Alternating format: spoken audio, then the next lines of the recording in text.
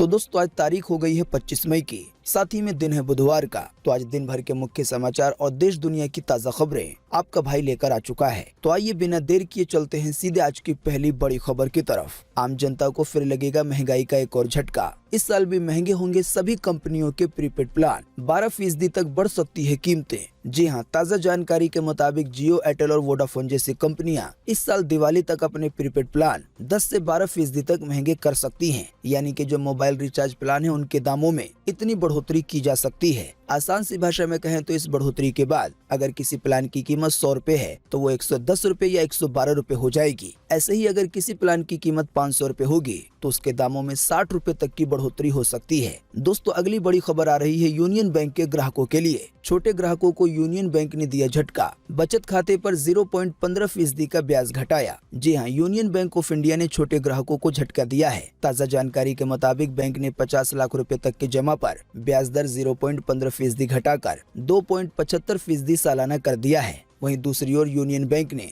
100 से 500 करोड़ रुपए की जमा पर ब्याज दर में 0.20% का इजाफा करते हुए इसको 3.10% सालाना कर दिया है। जानकारी के मुताबिक ये नई दरें आने वाले 1 जून 2022 से लागू होंगी। आसान सी भाषा में कहें तो जो यूनियन बैंक के ग्राहक अपने सेविंग खाते में अगर 50 लाख रुपए से कम रखेंगे तो उनको सालाना 2.90% के बजाय इस नए फैसले के बाद 2.75% से ब्याज मिलेगा। दोस्तों अगली बड़ी खबर आ रही है अक्षय कुमार की नई फिल्म को लेकर। फिल्म पृथ्वीराज की स्क्रीनिंग में शामिल होंगे केंद्रीय गृह मंत्री अमित शाह। रिलीज होने से पहले देखेंगे ये फिल्म। जी हाँ, बॉलीवुड अभिनेता अक्षय कुमार इन दिनों अपनी आने वाली फिल्म पृथ्वीराज को लेकर चर्चाओं में बने हुए हैं। जानकारी के मुताबिक ये फिल्म अगले महीने सिनेमा घरों में आने के लिए पूरी तरह से तैयार है। हालांकि इसी बीच फिल्म से जुड़ी एक बड़ी खबर सामने आ रही है। खबरों के मुताबिक केंद्रीय गृह मंत्री अमित शाह बॉलीवुड सुपरस्टार अक्षय कुमार की ये फिल्म रिलीज होने से पहले ही स्क्रीनिंग में देख सकते हैं। इस बारे में फिल्म के निर्देशक चंद्र प्रकाश द्विवेदी ने बीते मंगलवार को जानकारी दी है कि केंद्रीय गृह मंत्री 1 जून को इस फिल्म को देखेंगे। फिर इसके बाद ये फिल्म 3 जून को सिनेमा घरों में रिलीज होगी। दोस्तों अक्षय कुमार को लेकर देखें एक और बड़ी खबर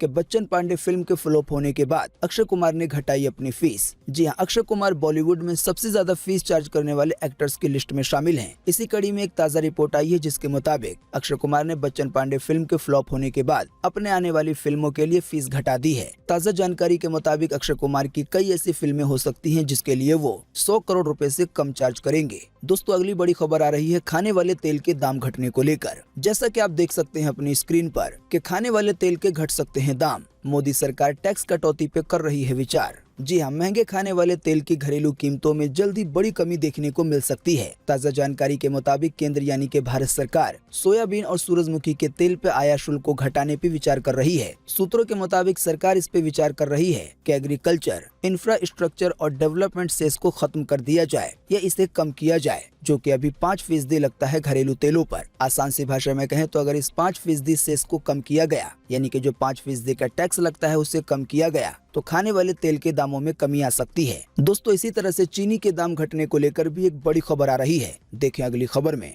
कि महंगाई को रोकने के लिए सरकार ने बनाया है ये प्लान। चीनी की एक्सपोर्ट को सीमित कर सकती है सरकार। घरेलू कीमतों में उछाल को रोकना है इसका कारण। जी हाँ, भारत सरकार 6 साल में पहली बार चीनी एक्सपोर्ट रोकने की योजना बना रही है। यानी कि जो चीनी अपने देश से दूसरे देशों में भेजी जाती है उस पर रोक लगाई जाएगी। ताज़ा जानकारी के मुताबिक घरेलू कीमतों में उछाल को रोकने के लिए सरकार ऐसा कर सकती है। यानी कि अपने देश में जो चीनी के दाम बढ़ रहे हैं उसको रोकने के लिए सरकार ये फैसला ले सकती है। तो चीनी को लेकर सरकार की तरफ से जो प्लान बनाया जा रहा है, अगर वो कामयाब हो जाता है तो फिर चीनी के दाम भी सस्ते हो सकते हैं। दोस्तों अगली खबर में ताज़ा अपडेट है सिम कार्ड के नए नियमों को लेकर। देखें अपनी स्क्रीन पे कि सरकार ने बदल दिया सिम कार्ड से जुड़ा अहम नियम। आइए बताएं क्या है अधिक जानकारी। जी हाँ, नया सिम लेने के लिए आमतौर पे हमें क्या करना होता है, हम किसी लोकल स्टोर पे जाते हैं और आधार कार्ड वगैरह के जरिए हमें सिम अलॉट कर दिया जाता है। लेकिन ताज़ा जानकारी के मुताबिक अब ऐसा नहीं होगा, क्योंकि सरकार ने सिम से जुड़े कुछ नियम में बदलाव किए हैं। दरअसल ताज़ा जानकारी के मुताबिक ग्राहक अब नए सिम के लिए ऑनलाइन अप्लाई कर सकते हैं, जिसके बाद सिम की डिलीवरी उनके घर पर ही कर दी जाएगी। साथ ही एक और नियम के तहत बताया गया है कि अगर कोई व्यक्ति मानसिक रूप से बीमार है तो उसे नया सिम कार्ड नहीं दिया जाएगा। अगर ऐसा कोई व्यक्ति नियमों का उल्लंघन करते हुए पाया जाता है तो फिर सिम बेचने वाली दूरसंचार कंपनी को दोषी माना जाएगा। साथ ही नए नियमों के तहत ये भी बताया गया है कि यूजर को नए मोबाइल कनेक्शन के लिए UIDAI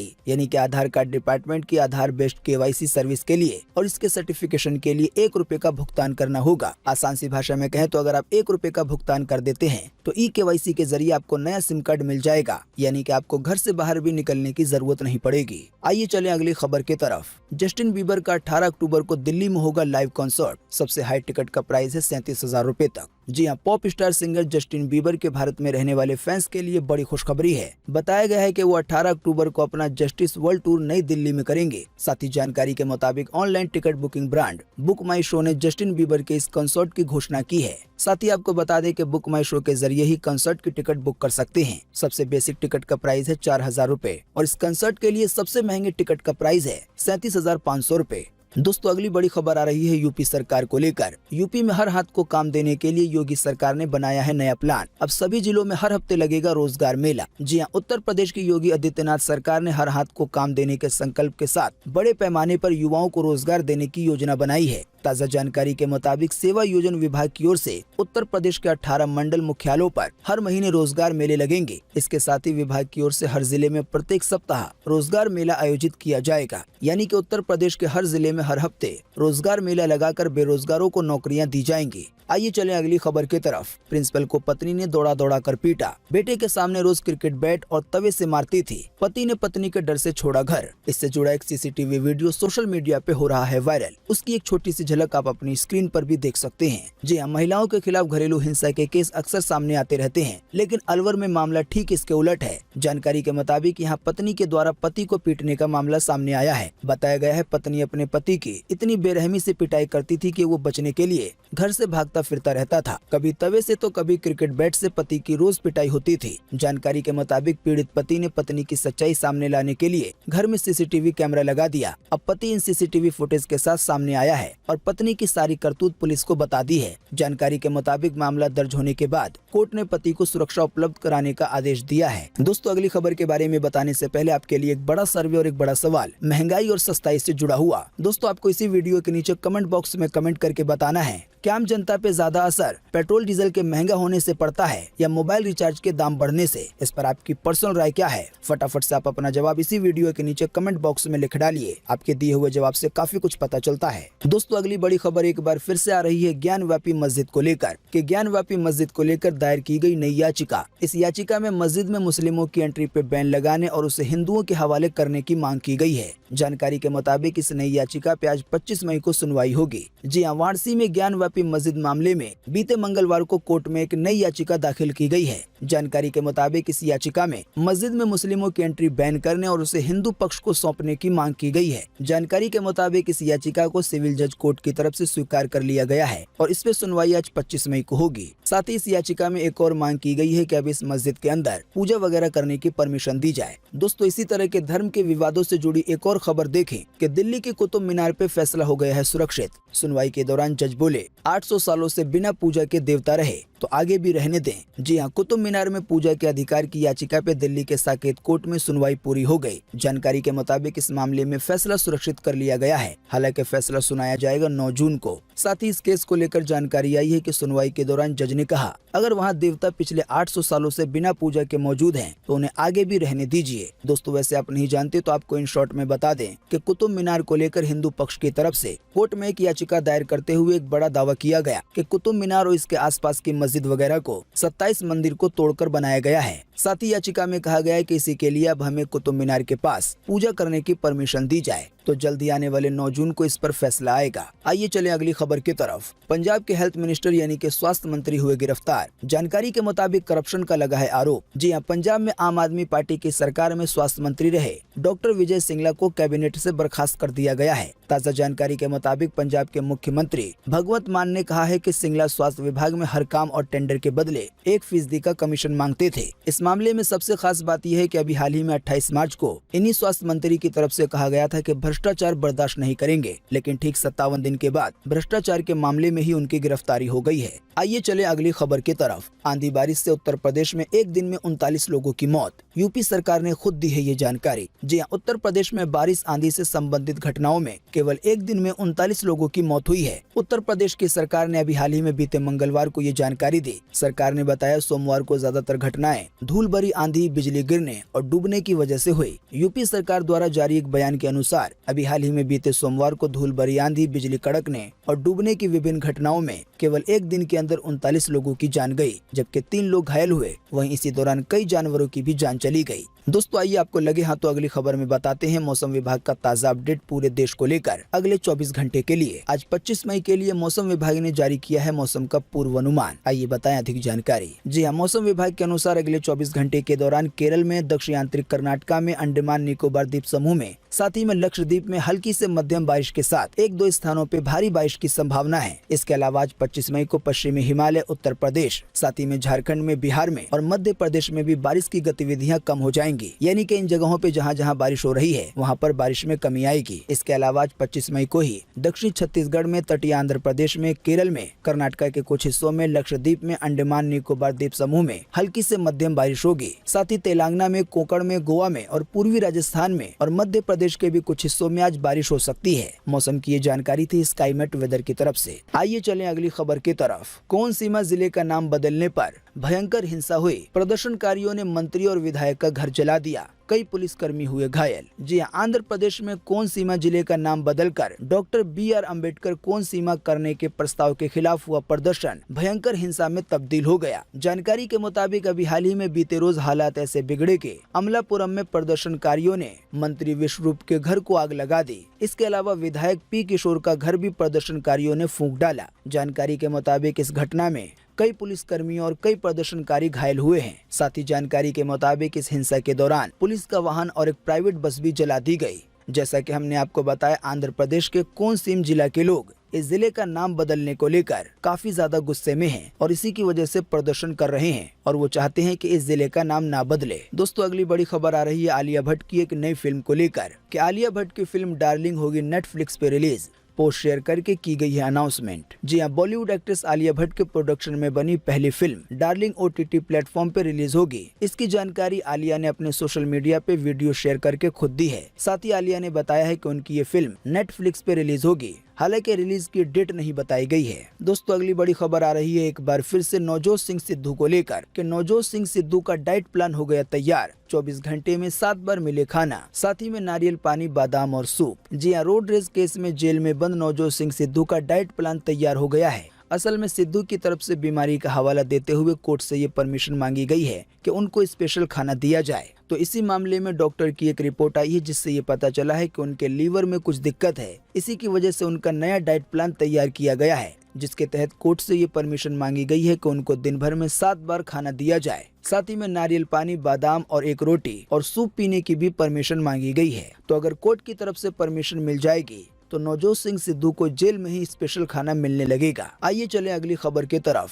रसगुल्ले के कारण 30 घंटे तक रुकी रही ट्रेनें, बिहार से यूपी और झारखंड तक इस रसगुल्ले की है डिमांड। आइए बताएं पूरी जानकारी। जी हां, बिहार के लखीसराय के बढ़िया में 60 ट्रेनों के ठहराव की मांग को लेकर गाँव वालों ने 30 घंटे से ज्यादा समय का आंदोलन किया। सैकड़ों की संख्या में गाँव वाले तंबू लगाकर बैठ गए रेल की पटरी पर। इसकी वजह से हावड़ा दिल्ली रेल लाइन की 1 दर्जन ट्रेनों को 24 घंटे के लिए रद्द करना पड़ा। वहीं इतनी ही ट्रेनों के रूट डाइवर्ट किए गए। असल में पूरा मामला यह है कि दैनिक भास्कर ने जब इस आंदोलन की पड़ताल की तो सामने आया कि रसगुल्ला का व्यापार प्रभावित होने के कारण यहाँ के स्थानीय लोगों में नाराजगी थी। इसी के कारण वो हर हाल में यहाँ से गुजरने वाली सभी ट्रेनों का बढ़िया रेलवे स्टेशन पे ठहराव चाहते हैं। दरअसल बढ़िया का रसगुल्ला काफी फेमस है, केवल बिहार में नहीं बल्कि उत्तर प्रदेश में भी इसकी मांग है। तो इसी की वजह से यहाँ के जो व्यापारी हैं, जो स्थानीय लोग हैं, वो चाहते हैं कि यहाँ पे जो ट्रेनें आती हैं तो उनका यहाँ पे ठहराव हो और इसी के कारण ये आंदोलन किया गया। बिहार के जमुई में एक पैर पे 1 किलोमीटर कूद कर जाती है स्कूल। हादसे में मासूम का काटना पड़ा था पैर। बोली पढ़ती हूँ ताकि गरीबों को पढ़ा सकूं। जी हाँ, बिहार के जमुई की सीमा बड़ी होकर टीचर बनना चाहती है। सीमा के एक स्कूल जाने का वीडियो सोशल मीडिया पे वायरल हो रहा है। उसकी एक झलक आप अपनी स्क्रीन पर भी देख सकते हैं। जानकारी के मुताबिक सीमा बड़ी होकर टीचर बनना चाहती है। उसके हौसले के आगे मुसीबतों ने भी हार मान ली है। एक पैर से 1 किलोमीटर पैदल चलकर सीमा रोजाना उछल उछल कर स्कूल जाती है और मन लगाकर पढ़ना चाहती है और वो टीचर बनकर अपने आसपास के लोगों को शिक्षित यानी कि पढ़ाना चाहती है। दोस्तों अगली बड़ी खबर आ रही है प्रधानमंत्री नरेंद्र मोदी के नए दौरे के अपडेट को लेकर कि टोक्यो में चारों देशों के प्रधानमंत्री और राष्ट्रपति ने चीन को दिया कड़ा संदेश। कहा हिंद प्रशांत क्षेत्र में नहीं चलेगा ताकत का जोर। जी हाँ, हिंद प्रशांत क्षेत्र में ताकत के बलबूते अपना विस्तार करने में जुटी चीन को क्वाड संगठन यानी कि 4 बड़े देश भारत, जापान, अमेरिका और ऑस्ट्रेलिया ने अभी तक का सबसे बड़ा संदेश दिया है। संदेश साफ है कि चीन जिस तरह इस पूरे क्षेत्र में अस्थिरता फैलाने की कोशिश में जुटा है तो उसके खिलाफ वैश्विक मंच पर एक साझा रणनीति तैयार होने लगी है। टोक्यो में अभी हाल ही में बीते मंगलवार को क्वाड के चारों देशों के यानी कि पीएम नरेंद्र मोदी, अमेरिकी राष्ट्रपति जो बाइडेन, जापान के पीएम फूमियो किशिदा और ऑस्ट्रेलिया के नए पीएम एंथोनी की शिखर बैठक के बाद जारी संयुक्त बयान में न सिर्फ चीन पर सीधे तौर पर निशाना लगाया गया बल्कि उनके मित्र देशों जैसे कि म्यांमार और पाकिस्तान की सरकारों के लिए भी चुभती हुई टिप्पणियां की गई। आसान सी भाषा में कहें तो ये कहा गया है कि ये 4 देश अब मिल चुके हैं तो इसी की वजह से चीन या जो चीन के मित्र देश हैं जैसे कि पाकिस्तान, म्यांमार वगैरह तो अब उनकी मनमानी नहीं चल पाएगी। दोस्तों पीएम मोदी की इसी दौरे से जुड़ी एक और खबर देखें कि गोंड कला पेंटिंग से लेकर लकड़ी के नक्काशीदार बक्से तक पीएम मोदी ने क्वाड नेताओं को दिए शानदार तोहफे। जी हाँ, जैसा कि हमने आपको बताया कि दुनिया के 4 बड़े देशों के नेता अभी एक साथ मिले हुए हैं और आपस में बैठक करके कई अहम मुद्दों पे चर्चा कर रहे हैं। तो इसी बैठक में पीएम मोदी की तरफ से अमेरिका के राष्ट्रपति को, जापान के पीएम को, साथ ही में जापान के जो पूर्व पीएम है, इसके अलावा ऑस्ट्रेलिया के प्रधानमंत्री को भी कई तरह के उपहार दिए गए। आइए चले अगली खबर की तरफ। हरियाणा बोर्ड के 10वीं और 12वीं के रिजल्ट पे आया नया अपडेट। आइए बताएं कब और कैसे देख सकेंगे नतीजे। जी हां, लगातार कई तरह की मीडिया रिपोर्टों में कहा जा रहा है कि board of school education Haryana यानी कि हरियाणा बोर्ड के रिजल्ट जल्द ही 10वीं और 12वीं के छात्रों के लिए जारी किए जाएंगे। हालांकि कोई ठीक तारीख नहीं बताई जा रही है, पर ताज़ा जानकारी के मुताबिक इसी कड़ी में खबर आई है कि हरियाणा बोर्ड के 10वीं और 12वीं का रिजल्ट अगले महीने जून के पहले सप्ताह में जारी किया जा सकता है। जिन भी छात्रों ने इसमें हिस्सा लिया है तो वो ऑफिशियल वेबसाइट bseh.org.in पे जाकर अपने रिजल्ट को देख सकेंगे। आइए चले अगली खबर की तरफ। बैंक के कर्मचारी ने ही काट ली जेब, खाता धारक का मोबाइल नंबर बदलकर 30 लाख रुपए से ज्यादा की धोखाधड़ी। हालांकि अब चढ़ गए हैं पुलिस के हत्थे। जी हाँ, साइबर अपराधी नए तरीके अपनाकर आम जनता के बैंक खाते साफ कर रहे हैं। ताज़ा जानकारी के मुताबिक देहरादून में बैंक कर्मचारी द्वारा खाता धारक के बैंक खातों में SMS अलर्ट का नंबर बदलकर उनकी मेहनत की कमाई उड़ाने का मामला सामने आया है। आसान सी भाषा में कहें तो बैंक कर्मचारी ने ही अकाउंट पे जो रजिस्टर्ड मोबाइल नंबर होता है उसे बदलकर अपना मोबाइल नंबर डाल दिया और खाते से पैसे निकाल लिए। जानकारी के मुताबिक पुलिस ने इस मामले में सेंट्रल बैंक ऑफ इंडिया के प्रबंधक समेत 3 लोगों को गिरफ्तार किया है। हमें अपने रजिस्टर्ड मोबाइल नंबर के बारे में जानकारी प्राप्त करनी चाहिए कि जो हमारे खाते का नंबर है उस पर SMS वगैरह आ रहा है या नहीं। दोस्तों अगली बड़ी खबर आ रही है पाकिस्तान के पूर्व प्रधानमंत्री को लेकर कि पाकिस्तान में इमरान खान की पार्टी के 250 से ज्यादा कार्यकर्ता हुए गिरफ्तार, एक पुलिसकर्मी की भी हुई मौत। जी हाँ, पाकिस्तान तहरीक इंसाफ यानी कि PTI के इस्लामाबाद में प्रस्तावित विशाल रैली से एक दिन पहले मंगलवार को पंजाब प्रांत में झड़प हो गई और इसी मामले में पूर्व प्रधानमंत्री पार्टी के 250 कार्यकर्ताओं को गिरफ्तार कर लिया गया। आसान सी भाषा में कहें तो पाकिस्तान के प्रधानमंत्री दोबारा चुनाव करवाने के लिए एक रैली करना चाहते थे। हालांकि उसके एक दिन पहले ही माहौल बिगड़ गया और इमरान खान पार्टी के 250 कार्यकर्ताओं को गिरफ्तार कर लिया गया। तो दोस्तों आज 25 मई 2022 के यही मुख्य समाचार और बड़ी खबरें थी। उम्मीद करते हैं इससे आपको काफी कुछ जानकारी मिली होगी। वीडियो देखने के लिए आपका बहुत धन्यवाद। Thanks for watching.